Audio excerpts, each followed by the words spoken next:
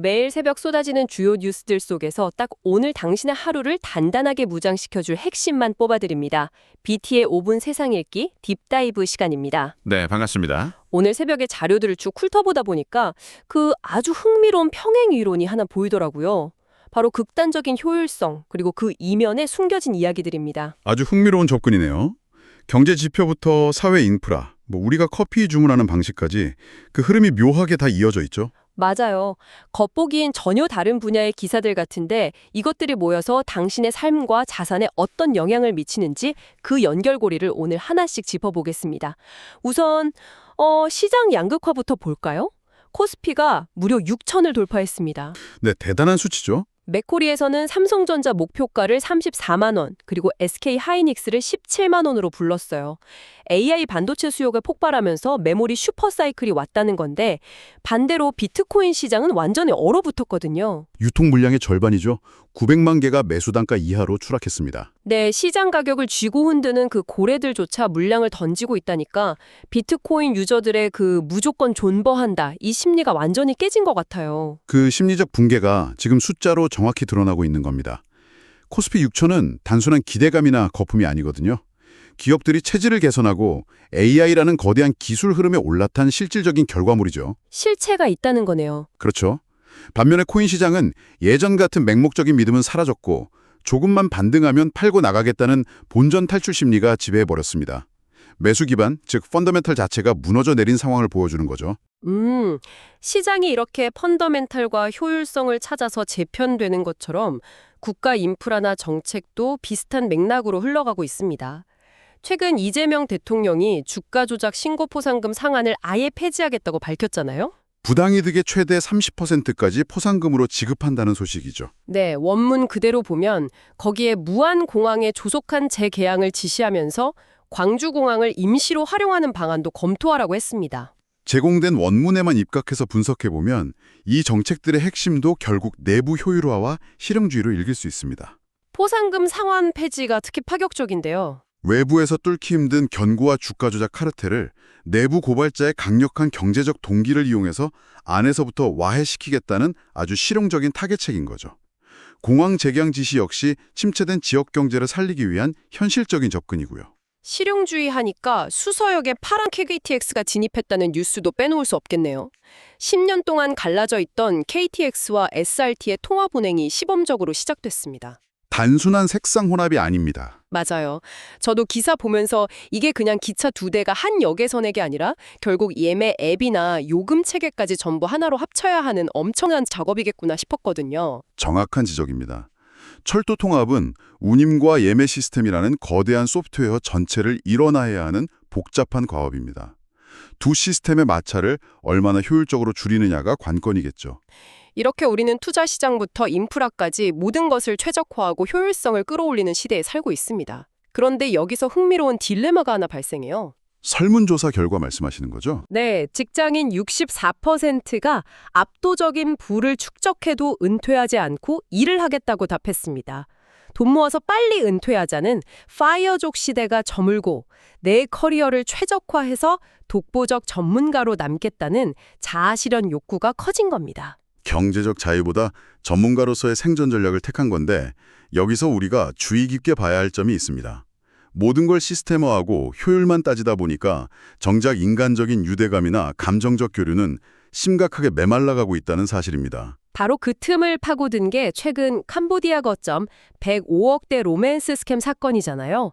사람의 외로움과 인간적 연결에 대한 갈망을 범죄의 타겟으로 삼은 거니까요. 순수한 감정을 도구로 삼은 악질적인 범죄죠. 게다가 스타벅스에서 단 38초 만에 음료를 추가 주문했다가 직원에게 면박당한 고객 사연도 화제였습니다. 결제 효율성은 완벽한데 서비스업의 본질인 환대가 사라진 거죠. 아주 예리한 연결입니다. 우리는 주문을 38초 만에 처리하는 고도화된 사회를 만들었지만 그 빈틈인 인간적 연결고리는 오히려 취약해졌습니다. 고도화된 사회일수록 역설적이게도 진정성 있는 소통이 더욱 중요해진다는 걸 보여주는 사례들입니다. 오늘 짚어본 내용들을 연결해보면 명확한 그림이 그려집니다. 코스피 6000 시대를 견인하는 기술 발전, 인프라의 거대한 통합, 그리고 일의 의미를 찾는 새로운 직업관까지. 네, 이 변화들은 결국 당신이 앞으로 어떤 전략으로 커리어와 자산을 관리해야 할지 강력한 힌트를 주고 있습니다. 그래서 오늘 당신이 스스로 고민해 볼 수 있는 도발적인 질문을 하나 남겨드리고 싶네요. 만약 우리의 궁극적인 목표가 더 이상 빠른 은퇴가 아니라 나만의 전문성을 통한 자아 실현이라면 지금 벌어지는 코스피 6000 시대와 거대한 AI 기술의 발전은 당신이 활약할 커리어 무대를 앞으로 어떻게 바꿔놓게 될까요? 정말 치열하게 고민해 볼 만한 여운을 남기는 질문입니다. 매일 새벽 BTO의 5분 세상 읽기가 전해드리는 이 딥다이브가 시스템 속에서 기회를 발견하고 당신만의 가치를 만들어내는데 유용한 무기가 되었길 바랍니다. 내일 새벽에 다시 찾아오겠습니다. Welcome back to the deep dive. Today is Wednesday, February 25th, 2026, and we are digging into BT's 5-minute world reading. Yeah, the Daily Digest. Exactly, our source for extracting the actual signal from all the daily noise. And today the signal is, well, it's flashing red and green at exactly the same time. It really is a tale of two realities right now. You look at the South Korean stock market, the KOSPI, and it's just tearing through records. Right. But then you look at the crypto market, and it is suffering what looks like a fundamental psychological breakdown. So let's start with the green. The KOSPI didn't just nudge past a record today, it closed at 6,083.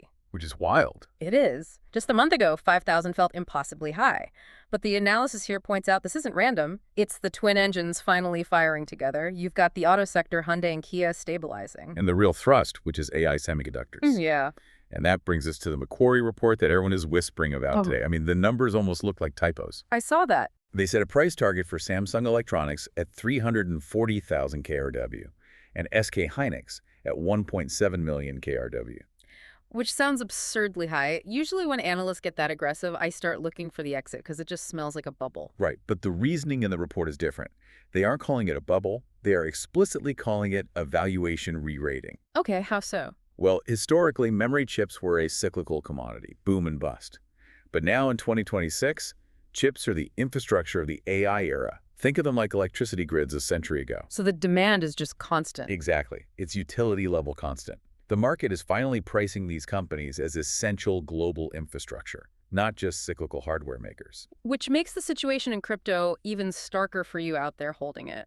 While stocks are being treated like essential utilities, Bitcoin is basically being treated like radioactive waste today. The data from the blockchain firm Glassnode is just brutal.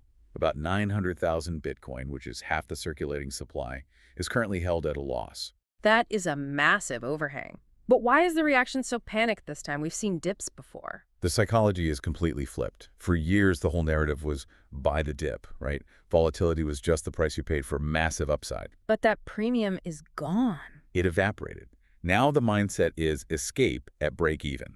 As soon as the price ticks up even a little, people sell just to get their principal back.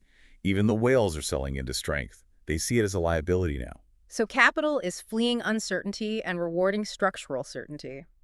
And speaking of structure, there's a policy angle in the digest fueling that KOSPI trust, the current administration's new stance on stock manipulation. Yeah, President Lee Jae-young's new policy. It's a structural cleanup.